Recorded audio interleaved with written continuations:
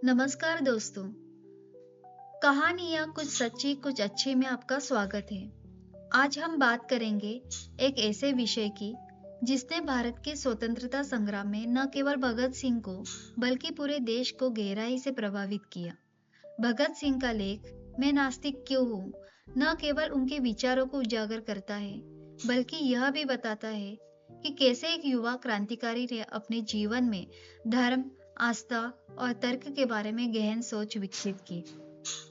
तो अगर आप जानना चाहते हैं कि भगत सिंह ने अपने लेख में क्या लिखा और क्यों उन्होंने खुद को नास्तिक कहा, तो यह वीडियो आपके लिए है। आइए जानते हैं भगत सिंह की इस अनोखी सोच के बारे में। भगत सिंह का यह लेख उनके जेल में बिताए समय के दौरान लिखा गया था। आइए पहले जानते हैं कि उन्होंने अपने जीवन में इस लेख को लिखने का फैसला क्यों किया और उनके विचारों के पीछे क्या वजह थी। तो चलिए शुरू करते हैं मैं नास्तिक क्यों हूँ की कहानी, जो हमें भगत सिंह के विचारों की गहराई में ले जाएगी। एक नई समस्या उठ खड़ी हुई। क्या मैं किसी अहंकार के कारण सर्वशक्तिमान, सर्वव्यापी तथा सर्वज्ञानी ईश्वर के अस्तित्व पर विश्वास नहीं करता हूँ?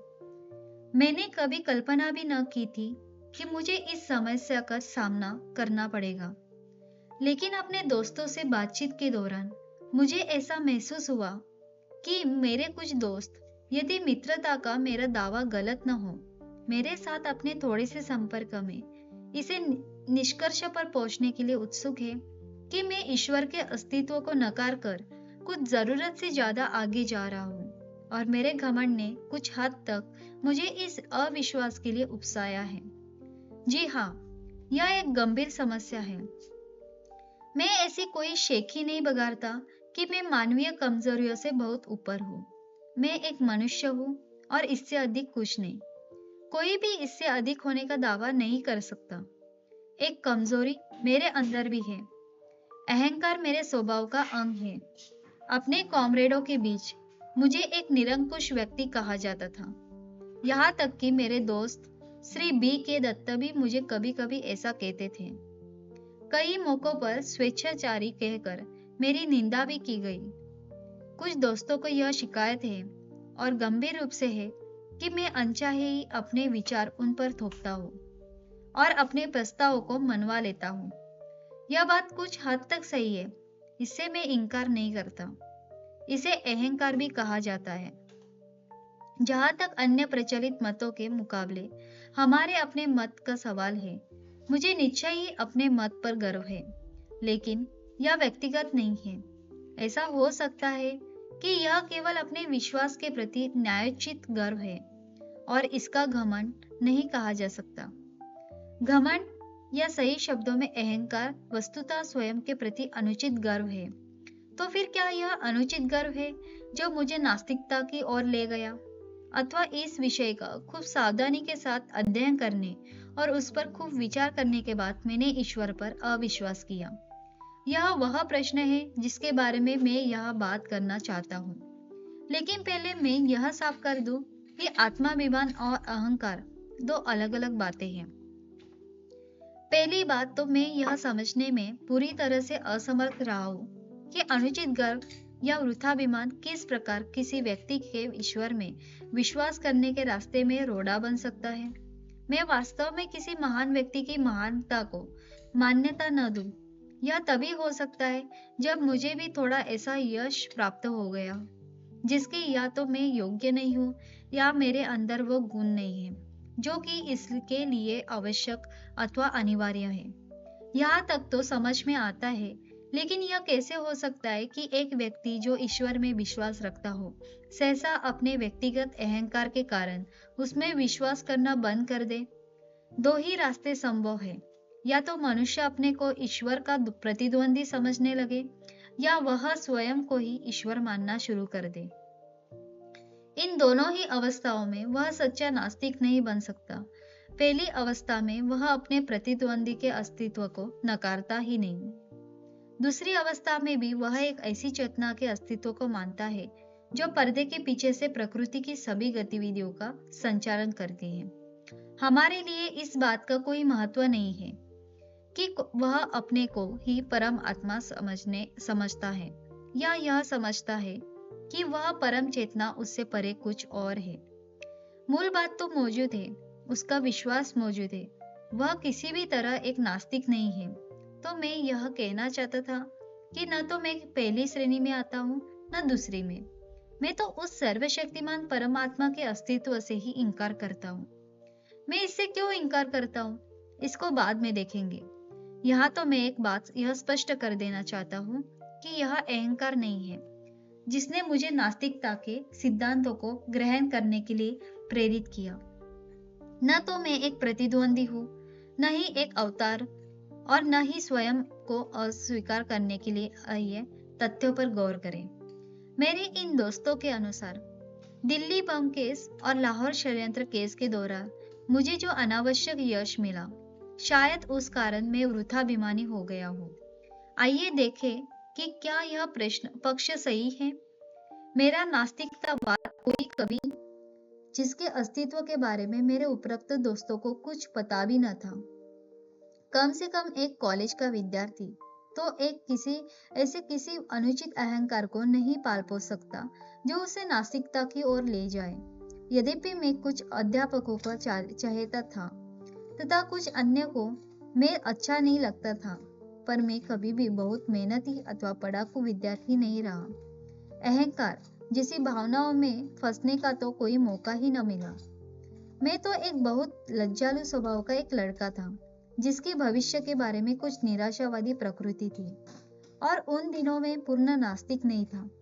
मेरे बाबा, जिनके प्रभाव में मैं बड़ा हुआ, एक रूढ़िवादी आर्य समाजी है। एक आर्य समाजी और कुछ भी हो, नास्तिक नहीं होता। अपनी प्राथमिक शिक्षा पूरी करने के बाद मैंने डीएवी स्कूल लाहौर में प्रवेश लिया और पूरे 1 साल उसके छात्रावास में रहा। वहाँ सुबह और शाम की प्रार्थना के अतिरिक्त मैं घंटों गायत्री मंत्र जपा करता था। उन दिनों मैं पूरा भक्त था। बाद में मैंने अपने पिता के साथ रहना शुरू किया। जहाँ तक धार्मिक रूढ़िवादिता का प्रश्न है, वह एक उत्तरवादी व्यक्ति है। उन्हीं की शिक्षा से मुझे स्वतंत्रता के ध्येय के लिए अपने जीवन को समर्पित करने की प्रेरणा मिली। किंतु वे नास्तिक नहीं है, उनका ईश्वर में दृढ़ विश्वास है। वे मुझे प्रतिदिन पूजा प्रार्थना के लिए प्रोत्साहित करते रहते थे। इस प्रकार में मेरा पालन पोषण हुआ। असहयोग आंदोलन के कई दिनों में मैंने राष्ट्रीय कॉलेज में प्रवेश लिया।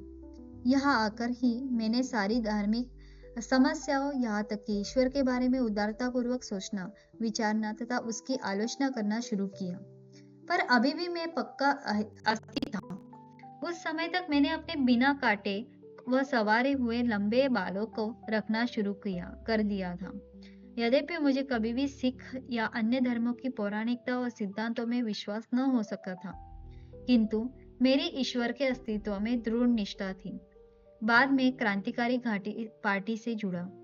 वहां पर जिस पहले नेता से मेरा संपर्क हुआ, वे तो पक्का विश्वास न होते हुए भी ईश्वर के अस्तित्व को नकारने का साहस नहीं कर सकते थे। ईश्वर के बारे में मेरे हठ पूर्वक पूछते रहने पर वे कहते, जब इच्छा हो तब पूजा कर लिया करो। यह नास्तिकता है जिसमें इस विश्वास को अपनाने के साहस का अभाव है। दूसरे नेता जिनके मैं संपर्क में आया, वे पक्के श्रद्धालु थे। उनका नाम बता दो, आदरणीय कॉमरेड सचिंद्रनाथ सन्याल, जो कि आजकल काकोरी षड्यंत्र केस के सिलसिले में आजीवन कारावास भोग रहे हैं। उनकी अकेली प्रसिद्ध पुस्तक बंदी जीवन के पहले पेज से ही ईश्वर की महिमा का जोर शोर से गान है। उस सुंदर पुस्तक के दूसरे भाग के अंतिम पेज में उन्होंने ईश्वर के ऊपर प्रशंसा के जो रहस्यात्मक वेदांत के कारण पुष्प बरसाए, वे उनके विचारों का अजीबोगरीब हिस्सा है। 28 जनवरी 1925 को पूरे भारत में जो द रिवॉल्यूशनरी पर्चा बांटा गया था। कोई प्रमुख नेता अनिवार्यतः अपने विचारों को ही रखता है जो उसे स्वयं बहुत प्रिय होते हैं, और अन्य कार्यकर्ताओं को उनसे सहमत होना होता है। उन मतभेदों के बावजूद भी जो उनको हो सकता है, उस पर्चे में पूरा एक पैराग्राफ उस सर्वशक्तिमान तथा उसकी लीला एवं कार्यों की प्रशंसा से भरा पड़ा था। यह प्रस्फुटित नहीं हुआ था। यह सब रहस्यवाद है। मैं जो कहना चाहता था वह यह है कि ईश्वर के प्रति अविश्वास का भाव क्रांतिकारी दल में भी प्रस्फुटित नहीं हुआ था। काकोरी के प्रसिद्ध सभी 4 शहीदों ने अपने अंतिम दिन भजन प्रार्थना में गुजारे थे। राम प्रसाद बिस्मिल एक रूढ़िवादी आर्य समाजी थे। समाजवाद तथा साम्यवाद के बहुत अध्ययन के बावजूद राजेंद्र लाहिड़ी उपनिषद एवं गीता के श्लोकों के उच्चारण की अपनी अभिलाषा को दबा न सके। मैंने उन सब में सिर्फ एक ही व्यक्ति को देखा जो प्रार्थना नहीं करता था और कहता था, दर्शन शास्त्र मनुष्य की दुर्बलता अथवा ज्ञान के सीमित होने के कारण उत्पन्न होता है। वह भी आजीवन निर्वासन की सजा भोग रहा है। परंतु उसने भी ईश्वर के अस्तित्व को नकारने की कभी हिम्मत नहीं की। इस समय तक मैं केवल एक रोमांटिक आदर्शवादी क्रांतिकारी था। अब तक हम दूसरों का अनुसरण करते थे।